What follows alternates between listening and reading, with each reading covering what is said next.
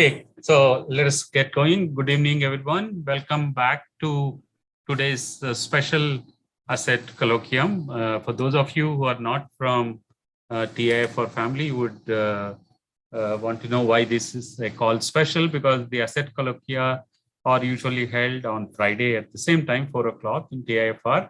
ASSET stands for Advances in Science, Engineering, and Technology. Of course, today we have a talk probably that can be classified as something coming from the medical field, unlike others which are mostly dealing with, let us say, the detectors, instrumentation, sensors, software, data account systems, and so on. But ASSET also features a large number of medical field related talks, and today's is one of them. And not only that, as from the title, as you can see, it's something which is, I think, very, very important and very relevant to particularly to India. And we are all, I think, very much excited to hear today this talk from Himanshu.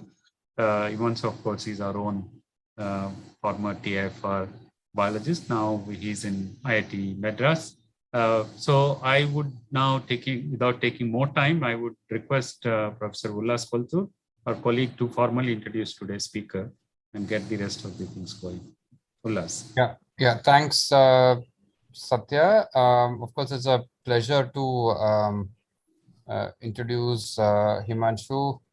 Well, I guess for most of us in TIFR who've been here for quite some time, doesn't need any introduction at all. But nonetheless, it's a pleasure to formally introduce him.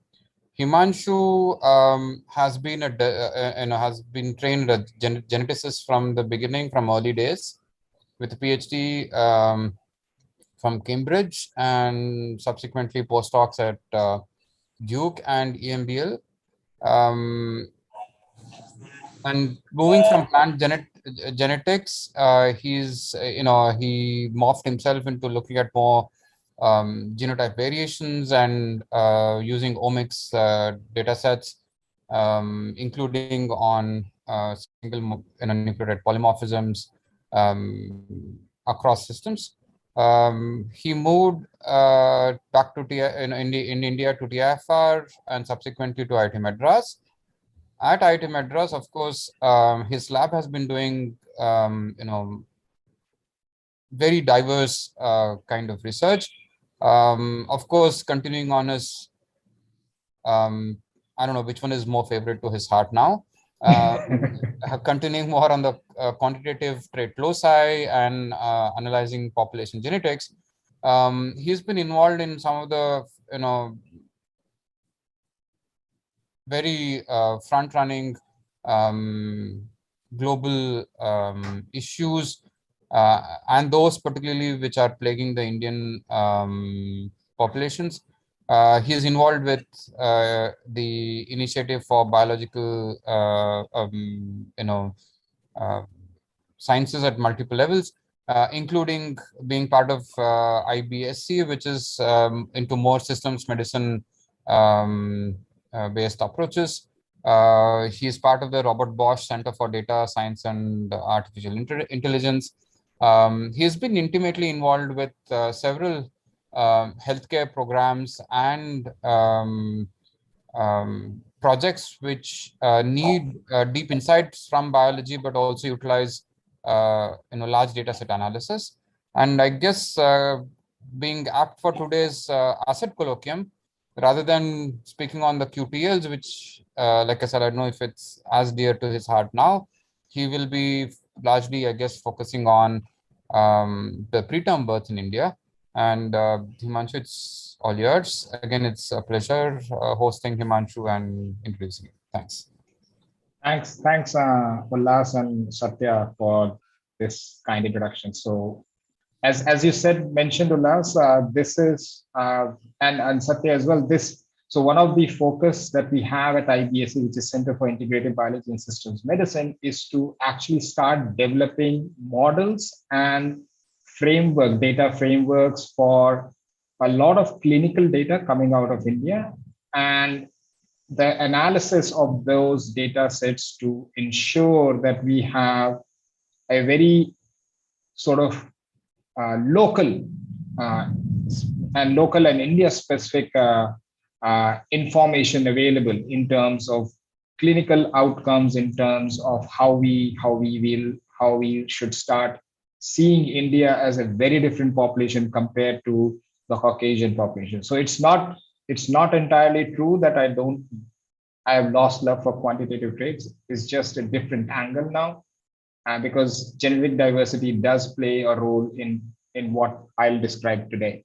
So I am here at IIT Madras in Department of Biotechnology, which is in Bhupan and Jyoti Mehta School of Biosciences.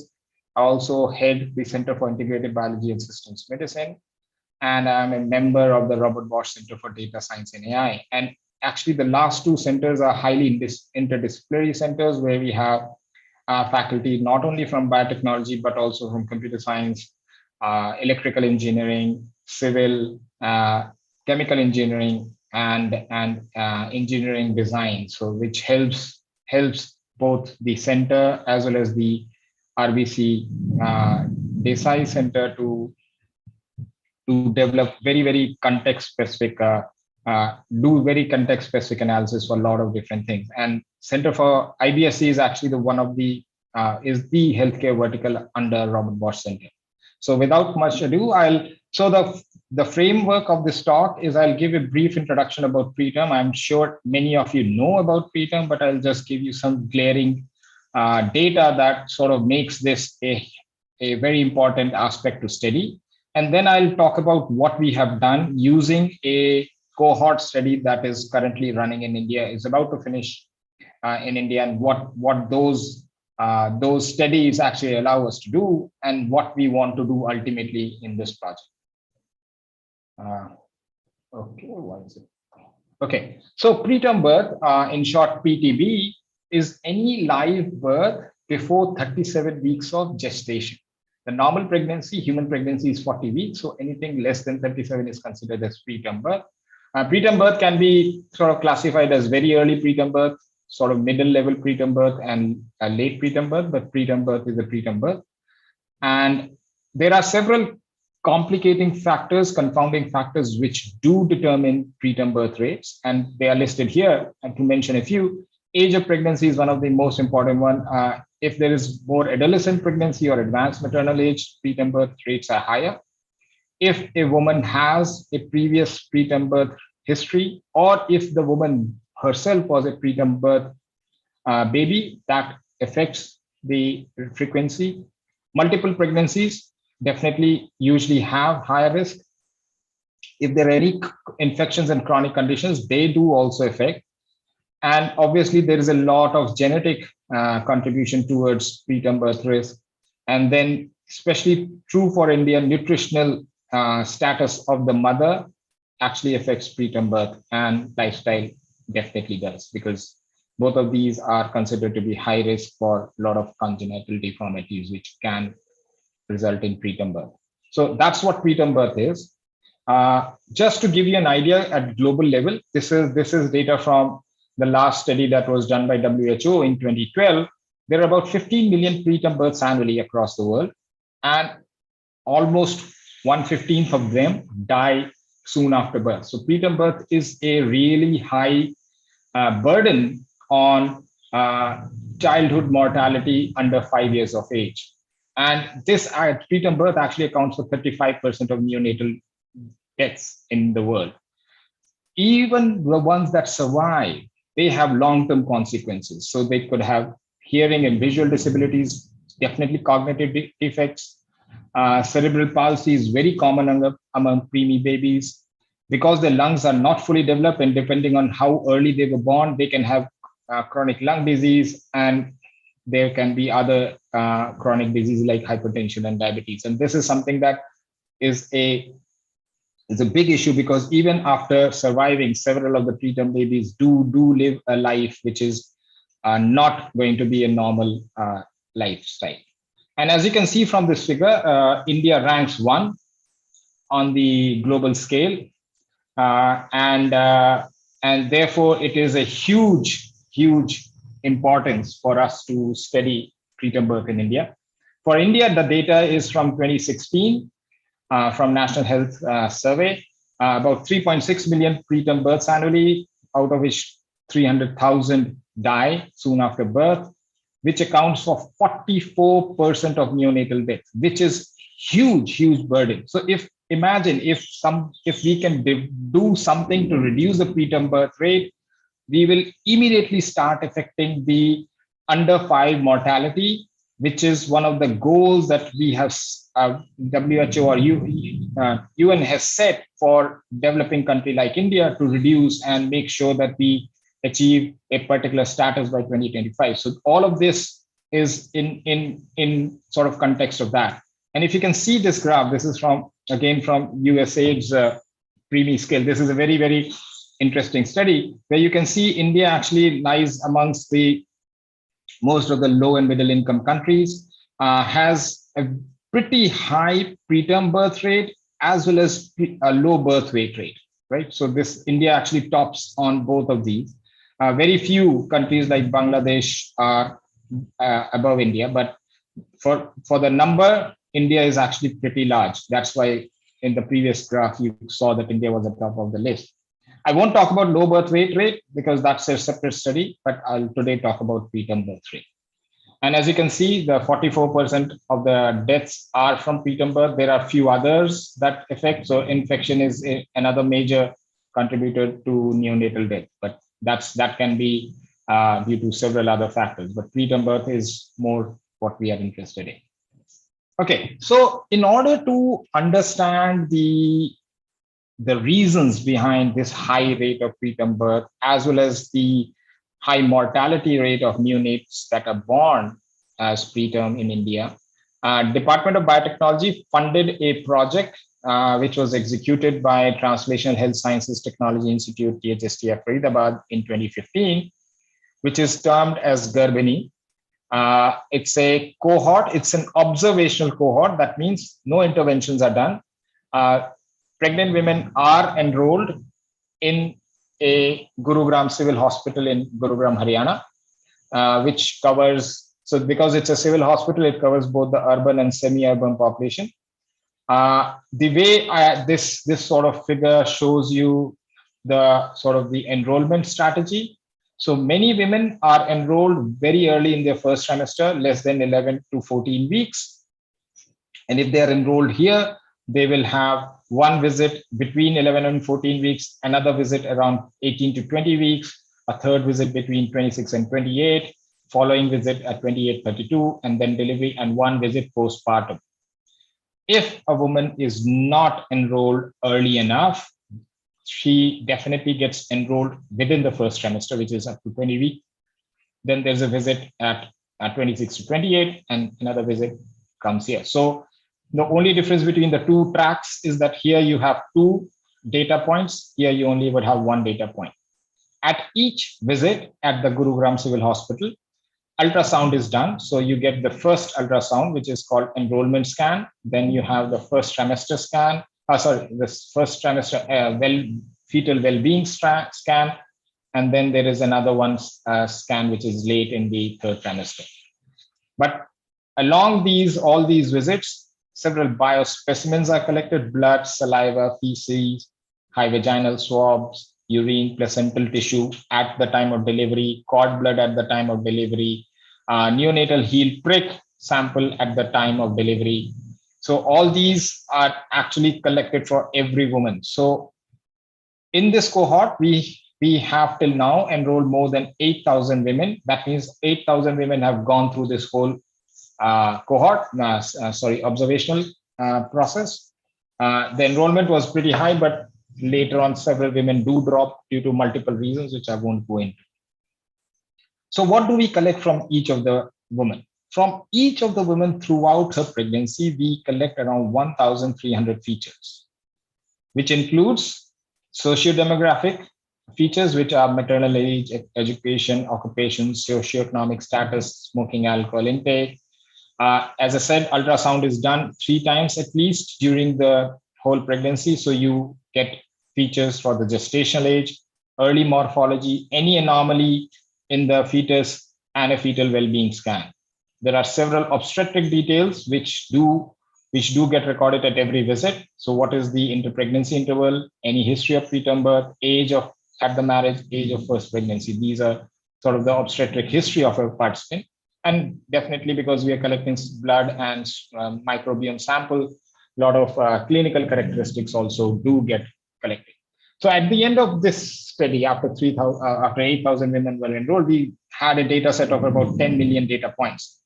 And one of the advantages of this data, this cohort being run by Translational Health Sciences Technology Institute, was that the quality of the data is very high, it's very accurate, and it's very complete. And this is one of the biggest challenges for any data science project, especially the clinical data science project in India. Quality, accuracy, and completeness. You can have high quality data, but the completeness could be completely lacking, and therefore you would not be able to develop any models. So this way, in that respect, Gerbini dataset is actually a very unique dataset, which is one of the most important aspects of the Gerbini dataset. So I'll come to 2 points. I'll describe three things that we have been doing with the Gerbini dataset. First is dating, how accurately we should date, why we should date a fetus. Second is how do we define preterm? And third is developing models for risk of preterm in a woman early enough so that any intervention can be done for delaying the birth of the preterm baby as close to possible to the term, which is more than 37 weeks. So first thing is, why is fetal dating required? Now, apart from the fact that most parents do want to know when is the expected date of delivery, fetal dating has several important clinical aspects. It allows for an obstetrician or a radiologist to know whether the fetus is developing normally. If a fetus has been exposed to any drug or toxin, or if the pregnant woman requires any drug for any reason, whether that can be timed according to the gestational age. Scheduling ultrasonography, you don't want them to come too often, and you don't want them to come at the wrong time. Clinical decisions, including maternal health, because that's an important aspect that happens usually during the second trimester. If abortion happens, if the abortion has to be done, whether the date of the fetus is accurate, because after 21 weeks of age, fetal age, abortions are restricted, and if any in utero interventions have to be done. And this is also important because a surgeon, a neonatal surgeon, needs to know whether those organs have been fully developed to do surgery on. And then obviously, most importantly for this study, whether the outcome, whether the term baby is full term or late term or preterm. So this is the importance of fetal dating, or what is called gestational age, and I'll refer to as GA throughout my talk today. So what is GA? It's the age of pregnancy based on the last menstrual period, or measurement of fetal biometry by ultrasonography. Now, if a couple is planning, they would have a very accurate record of last menstrual period, or LMP. But usually in India, that is a memory-based data point, because most women do not remember the last menstrual period, or very accurately last menstrual period, because accuracy of that is an important aspect, as you will see in a couple of slides. And this figure sort of just gives you the timeline why scheduling GA is important, because a lot of the development of the fetus completely depends on the time, and therefore we have to know exactly what is happening to the baby. And as I said, this is, for us, the last thing is more important, whether the baby is preterm, early, or full term, or is late term. So that's something that will become the main difference. So as I said, there are 3 times at least when the baby, the woman comes in for ultrasonography. First time is at the first trimester time. And when you are doing ultrasonography in the first trimester, the ultrasound image only gives you one feature, which is called the crown rump length, which is the straight linear distance between the top of the crown, which is the head, and the farthest point on the rump, which is the buttocks. And this CRL is the only feature one can actually determine during the first trimester. So, and this is considered to be the most accurate one as well, because this is pretty clearly dependent on organogenesis. So therefore, fetal dating in the first trimester is considered to be the most accurate. And there are no other features available at that time. So it's just this single feature. Now, in India, all radiologists apply a formula developed by Hadlock, which is sort of this paper given here. Frank P. Hadlock, a doctor in US, who took around 400 white Caucasian US women who were accurately following. So this was a prospective study where the women were enrolled before they became pregnant.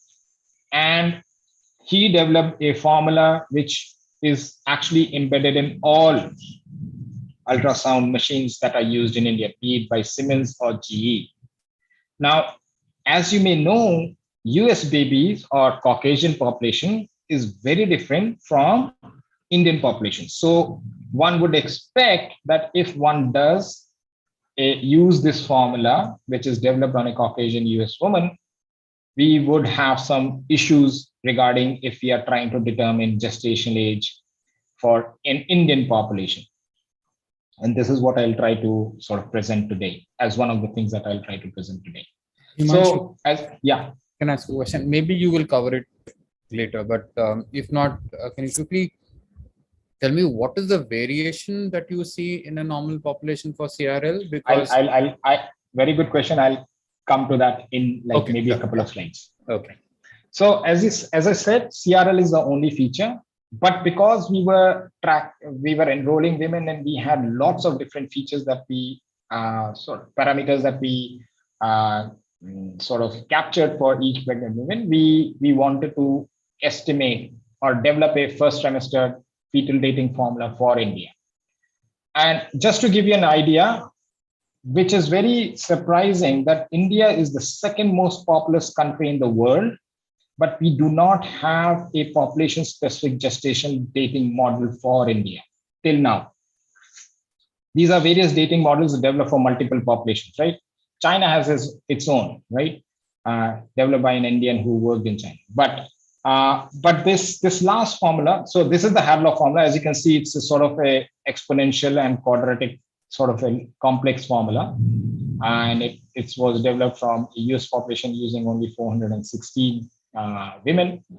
This is the most recent formula, which is called Intergo 21st. This is a sort of a study that was funded by WHO and Bill and Melinda Gates Foundation. They developed a formula based on data from a lot of African countries and Southeast Asian countries. So it is more sort of specific to low and middle income countries. And again, you have this formula. So therefore, it's multiple populations. India was represented in this, but the sample size for India was small and the cohort was from Nagpur in Maharashtra.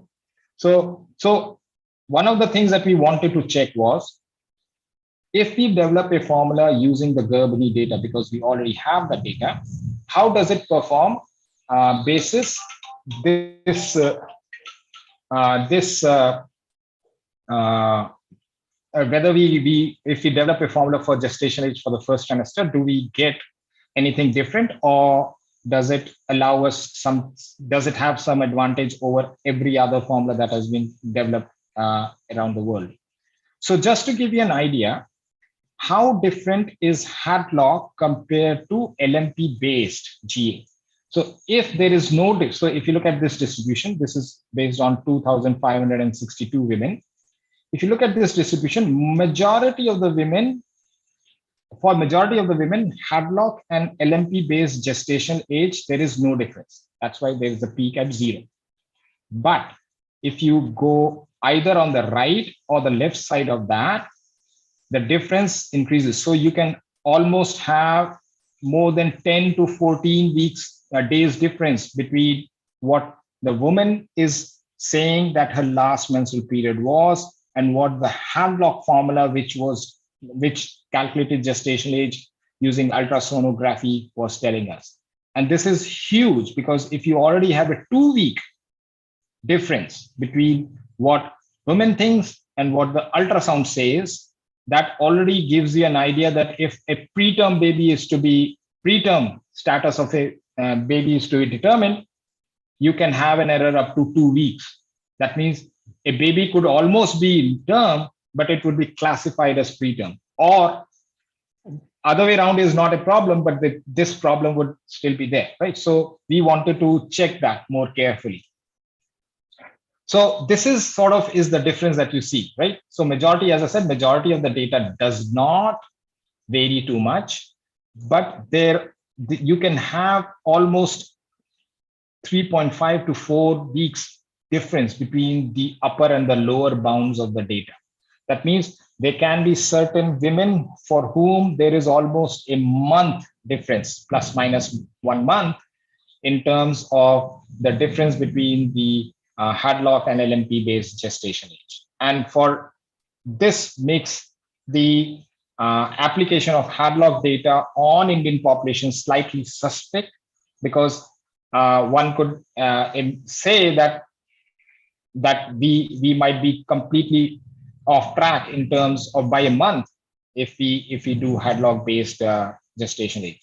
One of the problems with this kind of data, which lacunae of this kind of analysis, is that LMP, as I said, is a recall based parameter, so this can be unreliable, and there are several other factors which affect fetal growth, which is called fetal growth FGR, fetal growth restriction, which affect CRL. But when we excluded those factors as well, the limits of agreement did not change, which means even if we exclude women who had unreliable LMP, even if we exclude those women who had suspect fetal growth restriction, we did not see too much difference in the limits of agreement. So still there was an error of plus minus 1 month in almost in between Hadlock and LMP.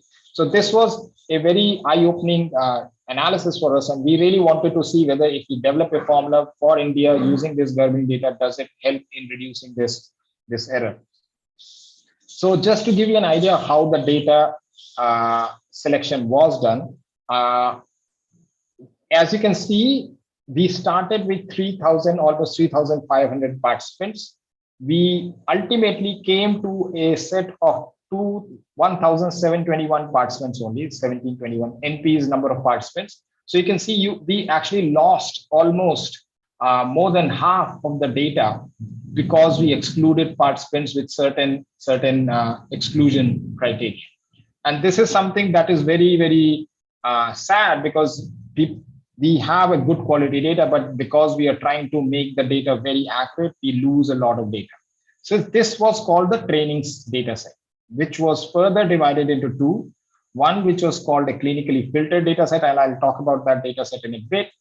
And as you can see here, we are excluding all the women who actually presented any of these things as a parameter. So whether they were smokers, tobacco chewing, alcohol consumption, BMI beyond the normal range, any assisted conception. So we were looking for only sort of unassisted conception. If they were breastfeeding, because that is that means that the previous pregnancy was still, that the hormone levels were still not back to normal for that woman, or if they were using any contraception, especially women if they were using any contraception. So we developed two data sets, which were called the clinically filtered data set, which only had 650 participant data, and a data-driven data set, which is called the AB scan, which had around 1,400 participants. So this is the distribution of data. So on the y-axis, you have gestation age in weeks, and on the x-axis, you have the CRL, which is the crown rump length in centimeters. Now, if you remove the dark points here, are the ones that were included in the clinically filtered data set. And if you can see, this is the regression line, which is the light gray line. The data points, the black data points, are actually all over the place, right? There is no sort of relationship. So if you think about this, a CRL of around 1 centimeter can have a gestation age of almost 2.5 weeks, to up to 15 weeks. That is biologically implausible. So therefore, that means clinical parameter was very, very noisy, and we therefore did not use that. We used a density-based spatial clustering algorithm to sort of identify the data points that we can use, which would be more conforming to the regression line. And if you can see from here, this data set actually is highly sort of clustered around the regression line, which makes all these blank dots as noise, and they were excluded from the data when we developed the model. So to do the modeling, we actually first tried to, because I said we have 1,300 features. So what we tried to do was to figure out whether we can get a smaller set of features that can be used for developing a model. And as you can see, we used two different methods. One is a random forest method, which I won't go into too much details today. And one was the other one was GLM, with generalized linear model. And as you can see, several features came. Crown rump length was common among both the methods. BMI of mother is an important aspect, and it was picked up by random forest. Generalized linear model did pick up education of mother, which was sort of which was quite surprising. But you can see how these weights were given to these features. And current weight of mother, abdominal girth, which is an important parameter. Age of mother, as I said, is an important factor. And surprisingly, again, state of residence in India was a feature, which again was a sort of frivolous feature. But so we took some of these important ones like crown rump length, BMI, abdominal girth, age of mother, and current weight and state, and did develop about large number of polynomial regression models. So the way this figure has to be read is that for each of the feature, so like for example, crown rump length, you take the straightforward feature length variable, or you take the log of that with 1 plus CRL, or square root of that, and or with the weight of the mother with log weight or square root weight. And similarly, so you can and develop formula with each of these particular combinations. For each of the formula, we did 1,000 iterations with 70-30 data split for validation, and developed both 4 kinds of formula, which were all linear, quadratic, cubic, or 4th degree polynomial. When we do look at the outcome of these thousands of formulae that were developed using this framework, the only thing that stood out was that as long as CRL was present, you had a formula that was working. If the CRL was not present, because we have and or, right? So you can have a set of formula without this feature, the formula did not work. So what this showed us was that CRL was the only feature that is important for gestational age in the first trimester, which is sort of a reiteration of what is already known in the field, and we didn't do anything new here, and that's what we went ahead with. So as I said, we developed different degrees of model, linear, quadratic, and cubic models, and we tried to fit these models onto both clinically filtered data set and DB scan data set.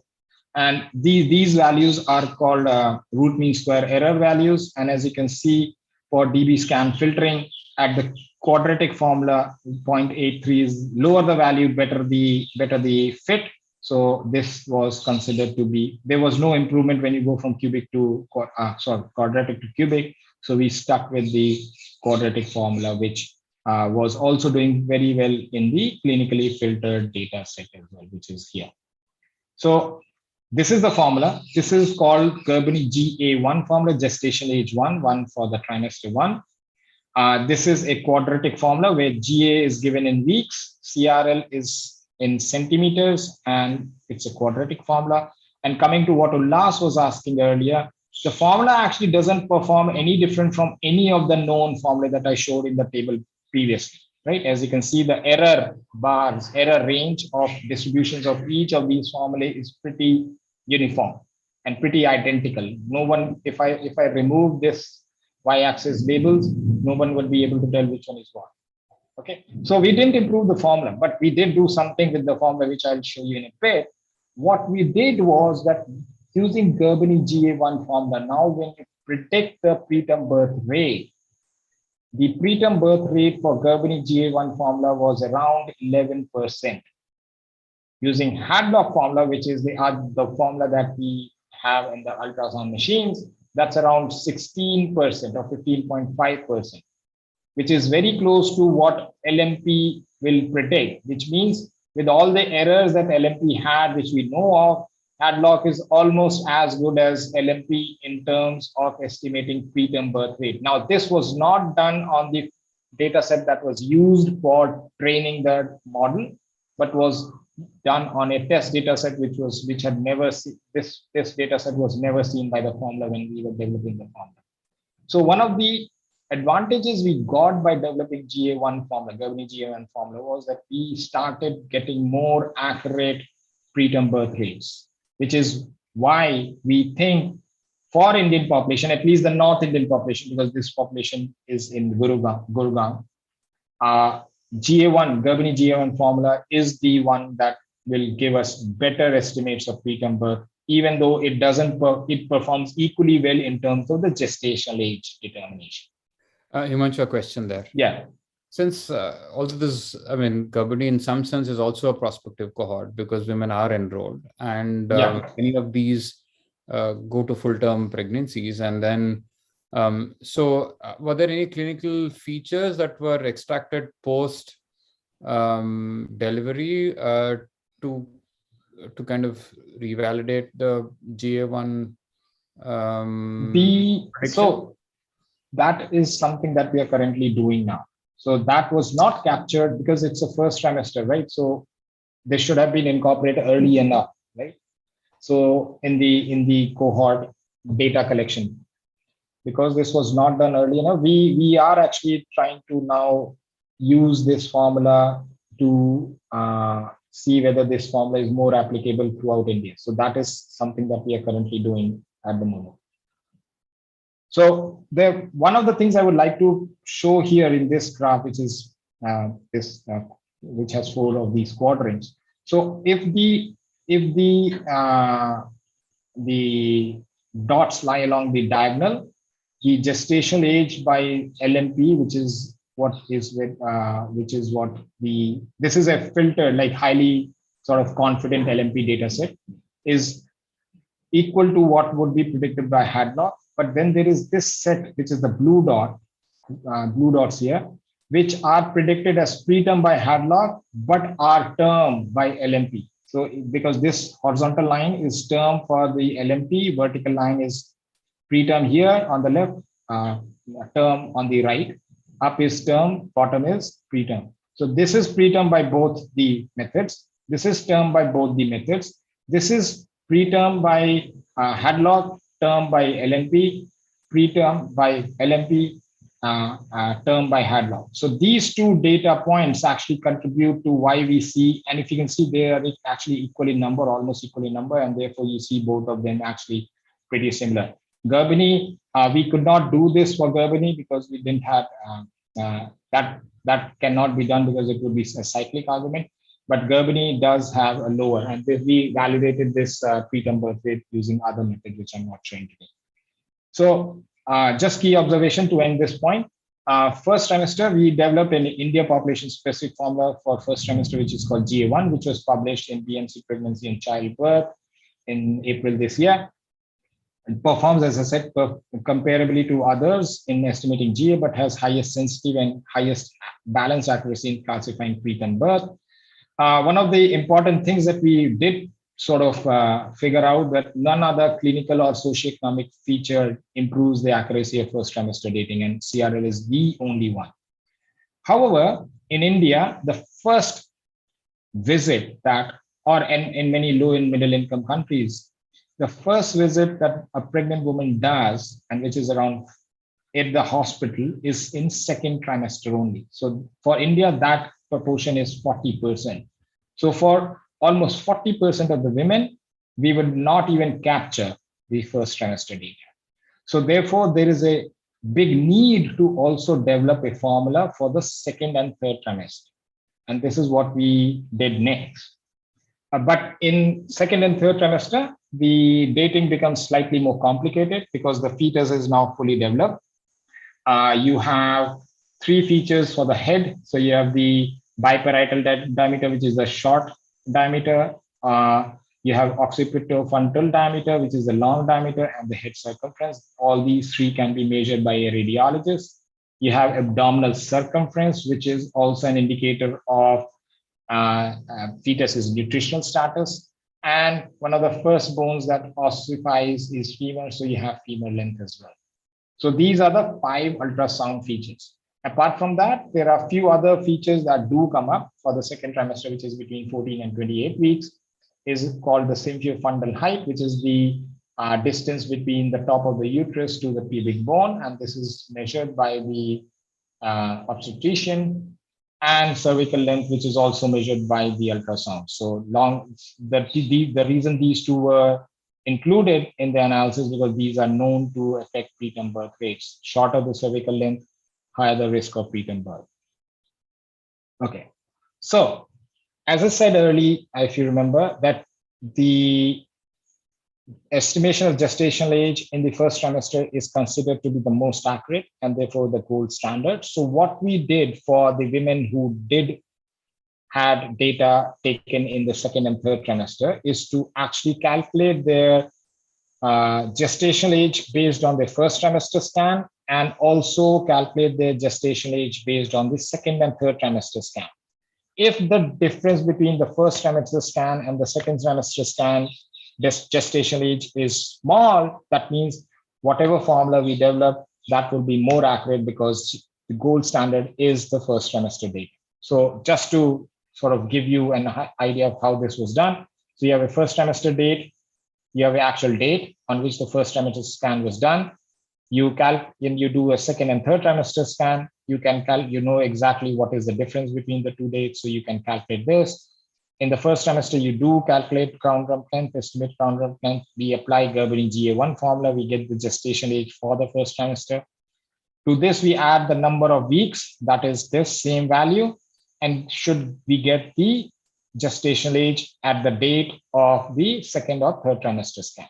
If the difference between the two is small, that whatever model that we develop for this scan will be highly accurate. There are several confounding factors which are not present in the first trimester and the second and late trimester, second and third trimester, which includes maternal nutrition, which affects fetal development.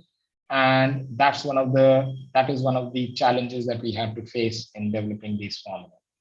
Again, just to go through the pipeline of data selection, we started with 6,500 participants and ultimately ended up with around 2,600 participants, from which 4,700 observations were made.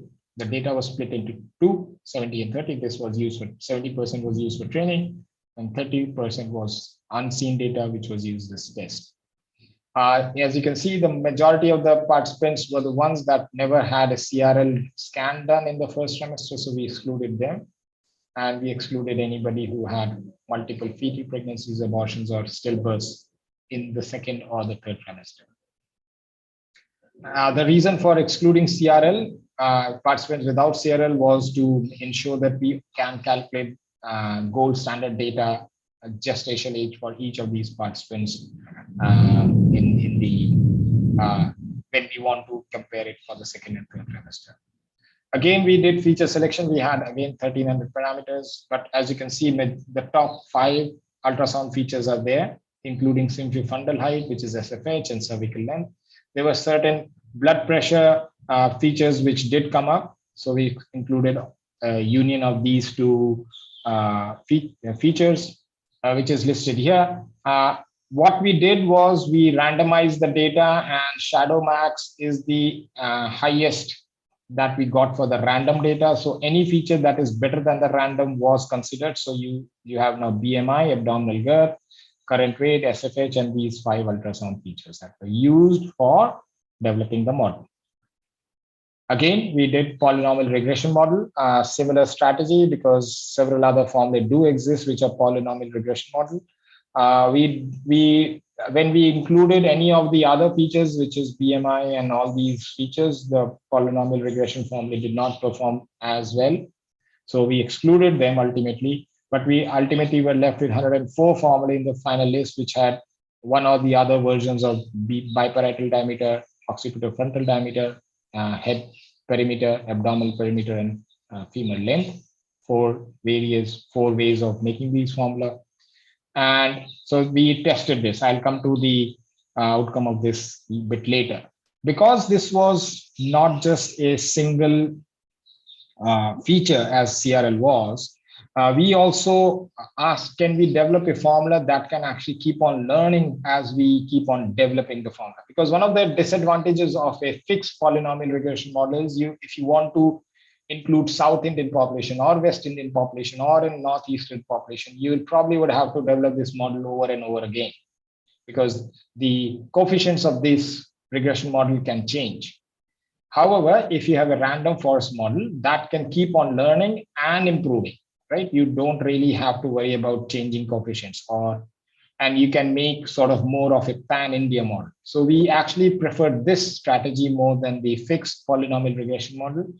And as you see, we took 11 features, but only of the 5 were considered by the random forest model as important. I won't again go into the details of how we did that. And this is the performance of the 2 models that we developed. One is a polynomial regression model, and other one is a Garbani GA2 random forest model. So here are the RMSE values on the test data set. Hadlock has the highest, 1.57, with Garbani GA2 formula random forest model having the lowest RMSE. Lower is better. And if you look at the distribution of errors, this is Garbani GA2 formula, which is close to 0.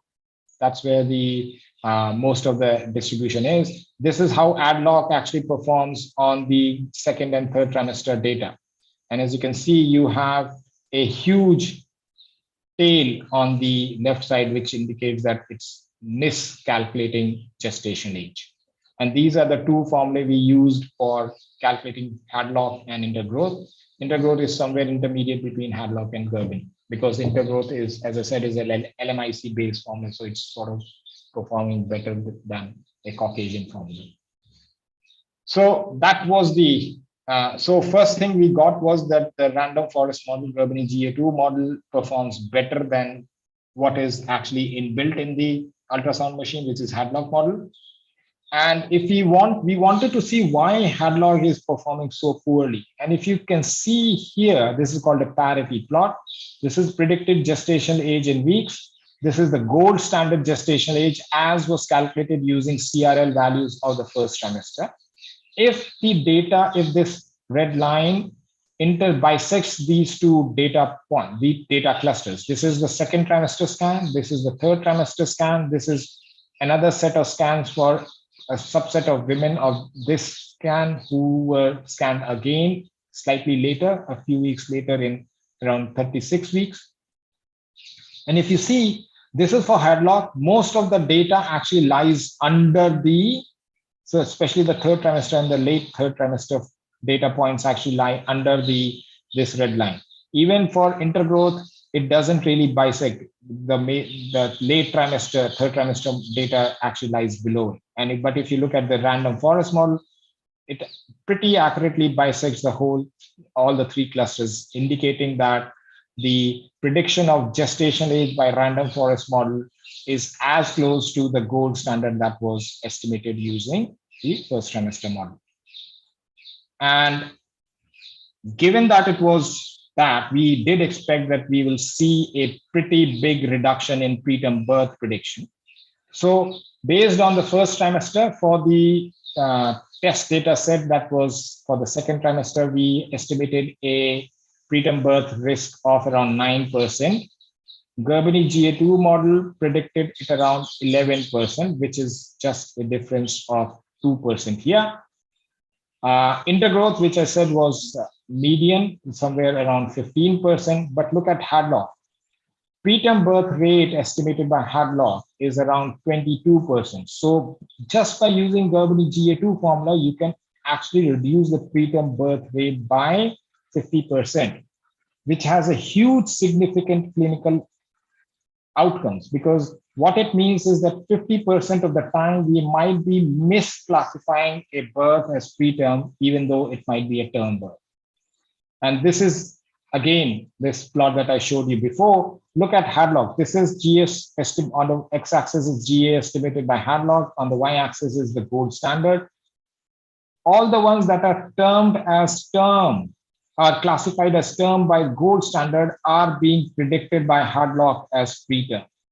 And this subset is pretty small in Garbhini GA2 and is sort of intermediate in interval.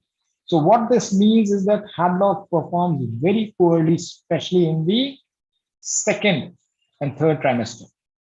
So the differences that we see because of nutritional differences, genetic differences, and all sort of other confounding factors become amplified in the late trimesters, and therefore using Hadlock is actually criminal because you're classifying all of these as preterm even though they are term, which is quite important in terms of both the clinical strategies that would be sort of acted upon by the obstetrician, as well as the stress and both the emotional and economical stress the parents would have, especially if the baby is actually preterm, is actually term, but is being treated as preterm.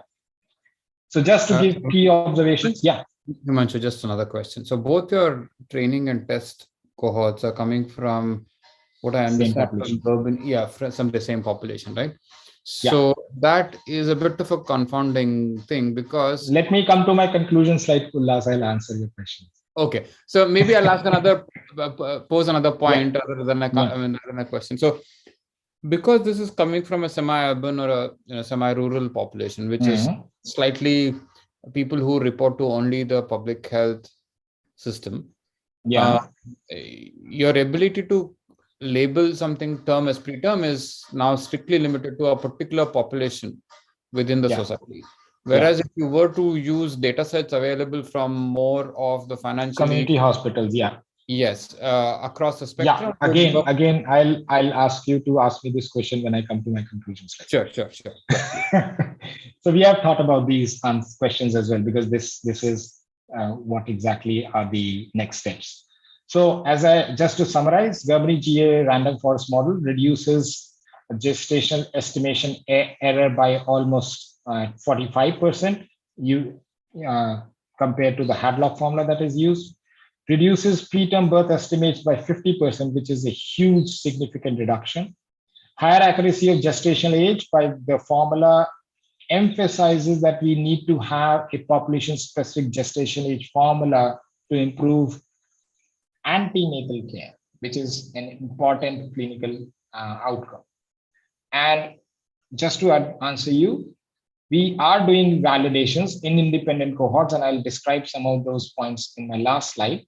The Garbhini GA2 formula has a potential to be translated into clinical use very rapidly because it is dependent only on the standard guideline ultrasound. It doesn't require any special sort of change in the ICMR guidelines for ultrasound scans, which means that standard ultrasound scans should be able to give you an accurate gestational age and a more accurate preterm birth estimate because it's using the standard ultrasound features. I'll quickly change gears, and these are two short stories that are currently still ongoing. One of the things that we realized when we were doing this analysis was that all preterm births, which is any new live birth less than 37 weeks, are treated same at the neonatal age or infancy and childhood. There is no discrimination. We are not discriminating early, very early, sort of late preterm and just preterm, right? And what we wanted to hypothesize was that given that there is a huge range from 25 weeks to 37 weeks, and a lot of things happen during that time, it's pretty sure that no two preterm babies with a certain gestational age are going to have a similar outcome. So what we want to do next is to actually start subclassifying preterm birth using data-driven approaches. And just to give you a framework which has been sort of designed by WHO, And this framework was published in American Journal of Gynecology. The framework says that there are 5 different major considerations one should look at: maternal conditions, fetal conditions, signs of initiation of parturition, placental conditions, and pathway to delivery. I won't go into the details of this, but as you can read quickly from here, there are several things that combinations of these features can actually result in preterm birth. It could be single feature or it could be combination of multiple features. And therefore, we need to classify preterm births based on this. And this is what we exactly started doing. For all the preterm births that were in the cohort, we asked, can we start giving them certain condition which allows us to see whether these preterm births are because of this condition or not. So as you can see, perinatal sepsis, which is sepsis of the fetus, has the lowest birth weight of around 1.698 grams, has the earliest average delivery date, right? And then you have something like preeclampsia or fetal anomalies or fetal distress, which have sort of higher birth weight and slightly later delivery dates. Medical disorders, again, are this. Or you have polyhydramnios, which also has a higher thing. So we are 100% sure that each of these this preterm baby, perinatal sepsis preterm baby, is going to have a completely different outcome than a baby which is polyhydramnios or has fetal anomalies or has no feature associated with it, right? But still is preterm. So this is something that we have started doing for the cohort. And if you look at the requirements for each of these conditions, so for example, perinatal sepsis neonates, 100% of those require NICU and has a very high fatality rate of around 26%, right? Otherwise, if you look at fetal anomalies, only 17% require NICU. So by subclassifying these preterm babies, you actually start getting an idea of whether that neonate would require a NICU or what are the sort of interventions required to reduce fatality. In this case, there are no interventions required for reducing fatality, right? Even this is almost like 83% of the time these babies don't need NICU. So this is sort of something that we have started doing now. And this is a study that is still under progress. And we want to really understand how each of these subclasses behave when we apply gestational age and preterm birth estimate formally on each of these subclasses. Surprisingly, of all the preterm births that we have in the Germany cohort, we could only explain 57% of those through any of these features. 43% are still unexplained, which is a huge thing, right? Almost half of the preterm birth, or like 40%, is we have no idea why the baby was preterm. So if we can explain this better, we might be able to see what gets excluded so that we can explain this slightly better. That's the idea. Okay, so this is, as I said, this is still under progress, and we are still trying to make the data analysis a bit more robust. The other thing that we are interested in, this actually is the major outcome of this Germany study, is to build a risk prediction model which would allow us to classify women early in their either in the first trimester or early second trimester, the risk of preterm. So if a woman is high risk for preterm, we can classify that accurately. That woman can be advised for clinical interventions or non-clinical interventions to ensure, so we won't be able to prevent preterm birth completely, but to ensure that the baby is delivered as close to the term as possible. So to do that, we have started developing both categorical predictors and continuous features, which is listed here for the first trimester, which is 11 to 14 weeks, and 18 to 20 weeks, which is the late first trimester, right? And as you can see, there are various clinical features that are listed here. And then there are some other numerical features which are listed here. So we want to develop models based on these. The whole idea, and this is just a framework, we haven't completed this study yet, is to take the data from the enrollment, build a model at enrollment, use the outcome of that model as a input for the model in the first trimester, use the outcome, relearn and relearn and develop a new model for the first trimester, output of that used as an input for the second trimester, output of second used as input for the third trimester. So the whole idea is, because preterm birth is a time-based feature rather than having any pathological reason, this kind of longitudinal analysis would allow us to build a model which would allow us to classify women on their risk for preterm birth. And we, as I said, this is a study still under progress. So we do know that regression approaches yield better performance because they estimate delivery times better than classifying it directly.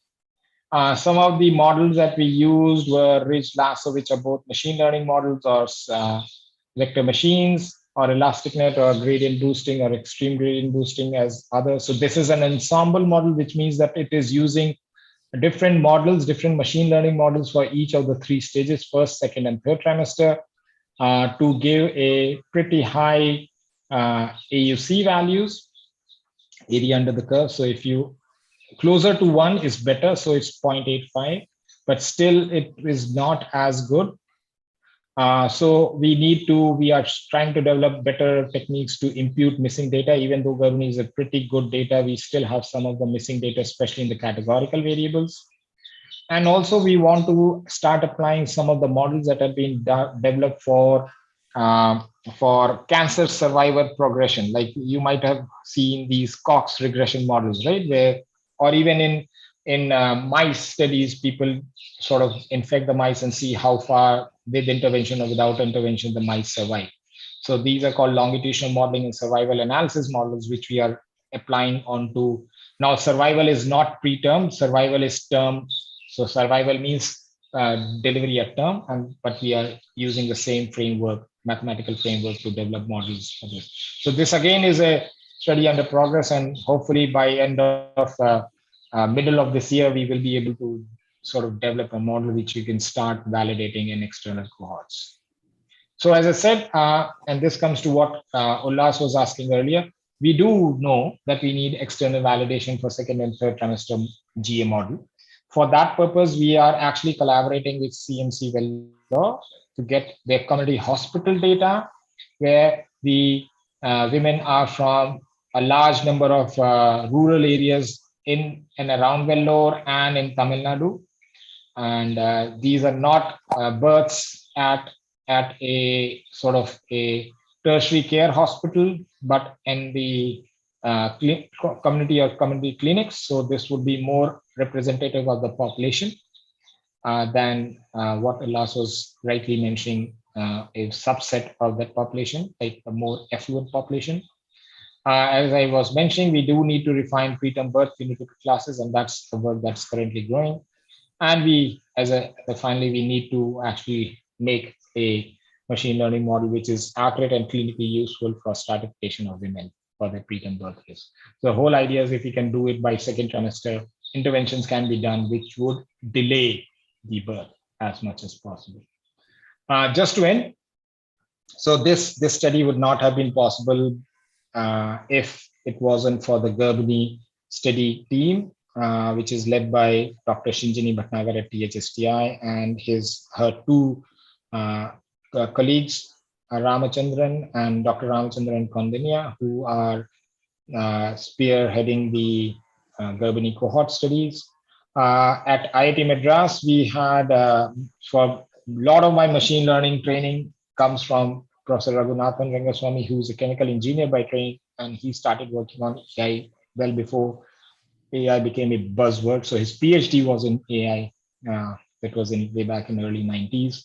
And a set of brilliant students from biological sciences or biotechnology department, Ashley, Aditi, Nikita, and Ramya, and a mechanical engineer undergrad, Pranav. None of this would have been possible without the sort of support of the Garbhani study team, which is placed at Gurugram Civil Hospital, Safdarjung Hospital, and AIIMS New Delhi. And definitely, without the Garbhani participants, these 8,000 women who enrolled and were kind enough to allow us to study them throughout their pregnancy and postpartum, this would not have been a possibility. So these are some of the images of the Gurugram Civil Hospital at the end. So this is the enrollment center. This is like they are queuing up for their blood profiles. This is the data collection collation center, and these are all the participant files, as you can see. And the collaboration between, as I said, Garbhani is funded by Department of Biotechnology. Cohort is funded by Department of Biotechnology, but the funding for the collaboration between IIT Madras and THSTI is from through a program called Global Grand Challenges, which has a subset called Grand Challenges India, funded by BIRAC and Bill and Melinda Gates Foundation. So I'll end here. Thanks for your attention, and I'll take any further questions. Yeah.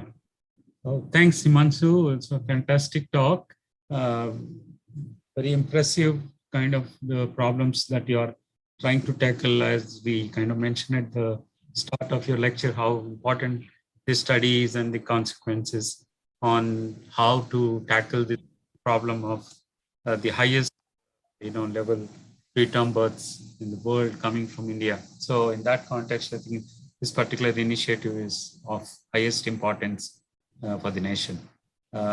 So I think Ullas already had a couple of questions. I don't know if you want to start with Ullas. Yeah. Yeah, maybe others can go ahead and then I can Okay. come back later. Mahendra? Hi, Mahendra. Yeah. Hi, Himanshu. Very, very interesting talk. Just this question about the unexplained preterm births, 43%, right? The number is very high. So that means that we possibly have not covered all the parameters. And then therefore the follow-up question is, what are you thinking, or you as a researcher or a geneticist or the medical doctors are thinking about possible parameters that can be included in the next cohort or so? Yeah, so very interesting question. So Mahendra, the point is this: if you look at the features that we are currently using, right? We are only using the ultrasound features for preterm birth classification, right? Right. So even what we haven't included, and it's not that it's not being collected. What we haven't included are several clinical features like blood parameters, right? We have collected anthropometric, but we haven't included blood parameters. Even though we have genetic sample from their blood, we haven't done any genetic analysis. And we know very clearly from studies done in several other cohorts that genetics does play a major role, because African American women have higher preterm birth risk than Caucasian women, regardless of their nutritional status. Right. So genetics will be playing an important role, and we are not including that. So I am thinking, and this is something that we'll have to maybe, because that would require a completely new cohort study, and it would be quite expensive as well, to actually look at genetics of preterm birth. Right. But that would be, as I said, would have to be a completely new study, because this study is not fun. Even though we do have genetic samples, we have blood samples where we can do genetics, we can do DNA sequencing for sure. We don't have funding for that. So that's the point. So I'm assuming some of that 43% would get explained from genetics and other things. Right. So one follow-up question, rather curiosity question. So what is the most important parameter with respect to preterm births? What is the most thing that more affects? So fetal sepsis seems to be most important.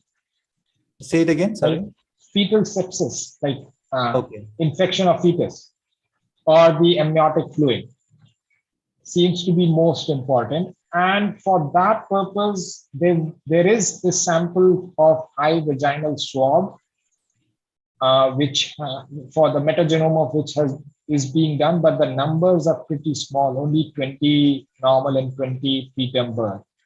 So we might not be able to find signals there, but I think that can be looked in future, whether if one wants to sort of see if fetal sepsis does play a major role in preterm birth. Yes. But that's from the current study. It could change if you look at other populations, and that's exactly the follow-up cohort that is there going to be, which is already initiated, which is Garbhini phase 2. Maybe we'll find these numbers changing as the population changes. All right. Thank you, Himanshu. Yeah. Shubha, I think. Yeah. Hi, Shubha. Hi, Himanshu. Absolutely fascinating. I mean, I've learned so much. Thank you. My question is a little bit sort of probing this whole issue more and not specifically your analysis. Do I get it right that the first trimester is in fact would be the best predicator of preterm birth if only women would show up? Because of various socioeconomic factors, they don't. So is some NGO or some governmental organization or something using this to do just as prenatal nutrition is being pushed heavily? A well-placed campaign could actually use this study to in a creative manner that induces people to show up for one checkup and not dramatically help the outcome. So if we look at National Family Health Survey, 4th and the 5th version, there is an improvement in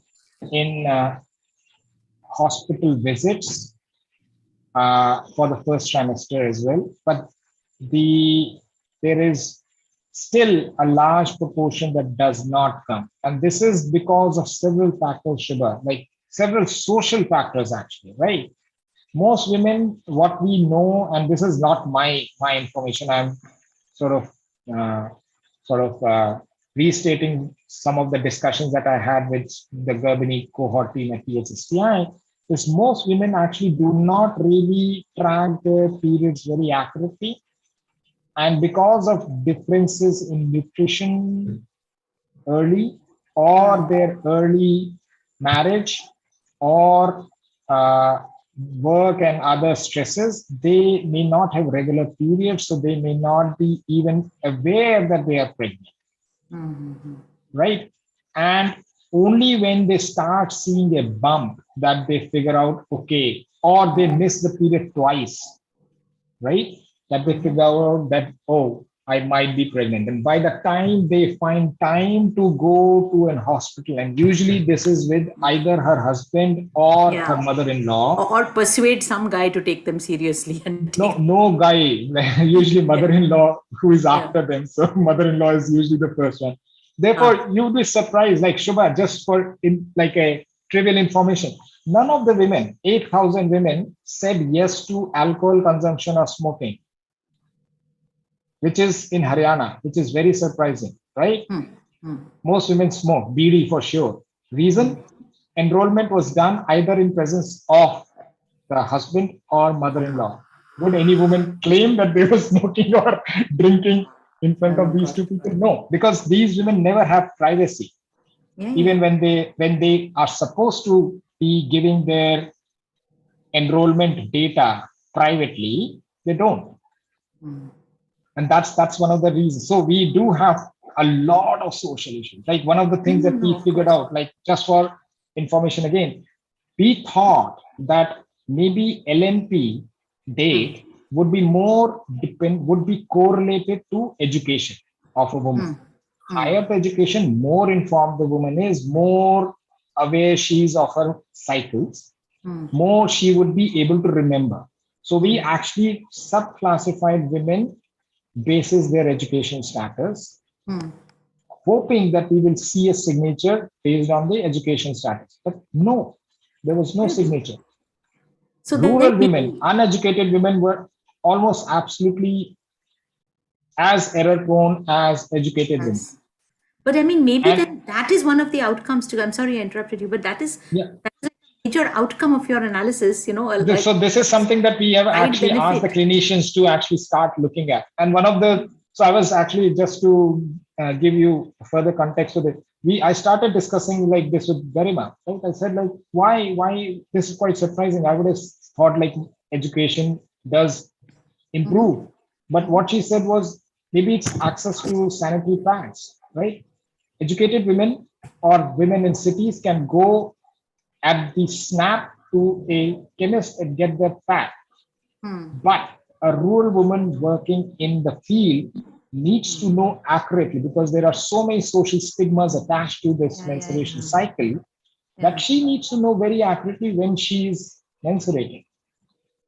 So maybe she keeps track of that mentally more accurately. She might not know the date per se, but she knows the days. But maybe, but she won't have an access to a pad immediately. Sorry, I'm taking some time, but this is so many new things to think about.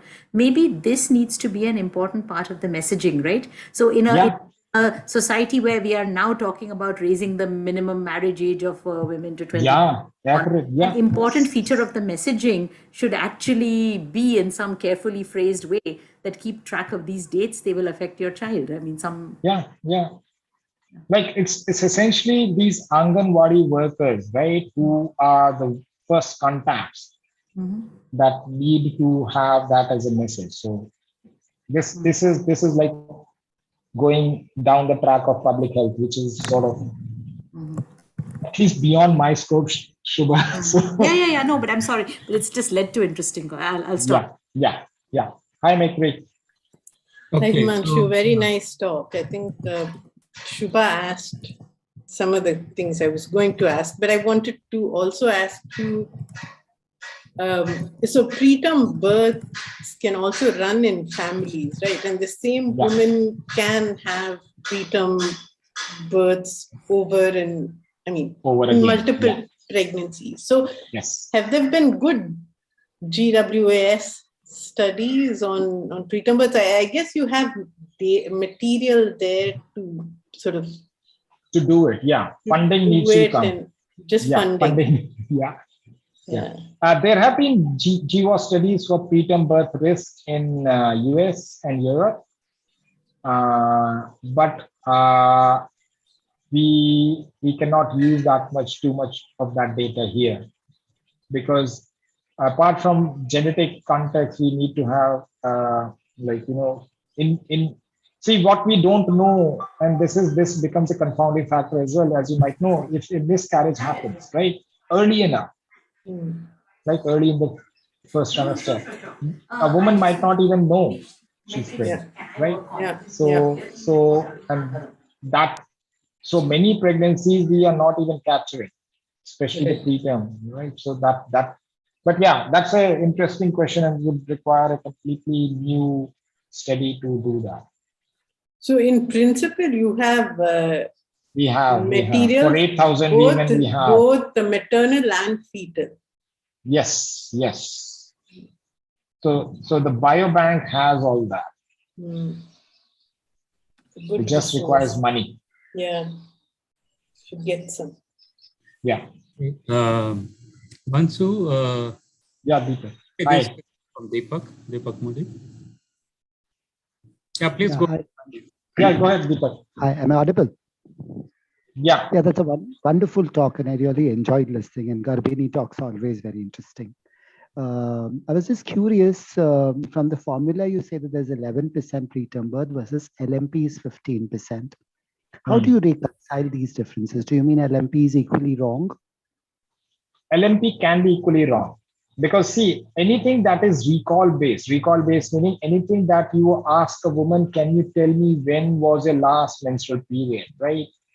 Usually in rural settings, women would not remember the date. They would associate an event to a date, and then you extrapolate from there.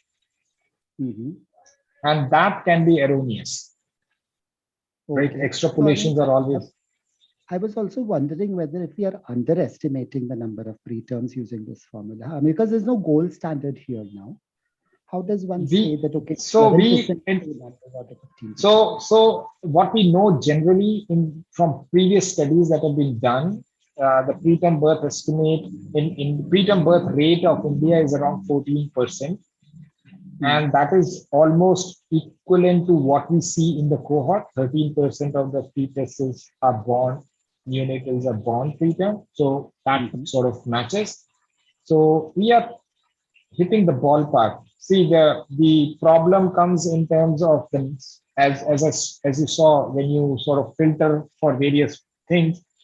You start with a large number, but you end up with a smaller number, and all the other confounding factors that are associated with it. So as long as you're not, so therefore what we are trying to say is that if you estimate, so we are not saying so let me qualify my statement. What we are not saying is that we are showing that the actual preterm birth rate is 11%. What we are saying is that if you estimate preterm birth rate using a Hadlock formula or using our formula, the difference is significant. Same goes for the second and third trimester. So in the cohort, there is a significant difference between what the inbuilt formula gives you as a preterm birth rate and what our formula gives you as a. Clinically, that creates a dilemma. You don't know now what the clinician is supposed to use. Yes, so that's why external validations are important, and that's our next step. That we want to see. The problem is in absence of a gold standard. How are we trying to reconcile this? No, so gold standard, if you talk to any clinician, and I'm sure you would know that more well, is that first trimester, if there is a first trimester data set, obstetrician would more trust the first trimester estimate than the late trimester estimate. Yes. So the first trimester estimate so Garbhini 1A formula is what you would recommend. Yes. Because so actually what we did when we did Garbhini, when we were actually testing out Garbhini 1 formula, or when we were testing preterm birth rate with Garbhini 1 GA1 as the baseline, right? That was a baseline. We actually said, okay, forget about that baseline. Let's see if we use Hadlock. So when you have gold standard made using Hadlock and tested against Hadlock's second trimester formula, the difference is equally large. And Garbhini GA2 formula is closer to the gold standard estimated by the Hadlock first trimester formula. No, see, first trimester is gold standard. First trimester estimates are the best. But now within the first trimester, LMP versus Hadlock versus your formula is giving a huge difference. It's not huge. It's a slight difference. See, those 11 versus 15. I'll have a huge numbers of babies labeled as non. Yeah, that's true. In India, everything becomes huge for one person, right? Absolutely. So that bothers me now. Yeah. No, so we are actually trying to sort of test that formula in other populations and see whether we can improve on that. But because again, it's a polynomial formula, we might have to change the formula. But as of now, because the gestational age determination is pretty uniform across any of the formulae that you use, even Hadlock, it doesn't really. We'll have to see how to pitch it to the clinician, right? We are more interested actually after this study. We are more interested. Earlier, we were thinking we will see a big difference in the first trimester itself, but since we didn't see that and we see bigger difference in the second trimester, we are actually more interested in pitching the second trimester formula because that is more sort of useful clinically than the first trimester. Because if you go and say, to a clinician, please use our formula because it is, even though it gives the gestational age as well as the Hadlock, it is slightly better preterm birth rate. They'll say, okay, fine, that's it. They won't be interested. But if you now go and say the gestational age difference is also huge for the second trimester formula, they might start paying some attention. And clinicians are the hardest people to change. Absolutely. Thank you. Okay. I guess there are no more questions. So if not, so once again, let us thank Himanshu for his very, very nice talk dealing with an important topic, as we already kind of discussed a while. And we also wish Himanshu and his group a lot more. Okay, sorry, as I'm talking. Okay. No, they are clapping. I thought there was a question. So thanks once again, Himanshu. Thank you very much. Thank you. You're welcome. Thank you, everyone. Thank you for your attention and interesting questions. Yeah. Thank you.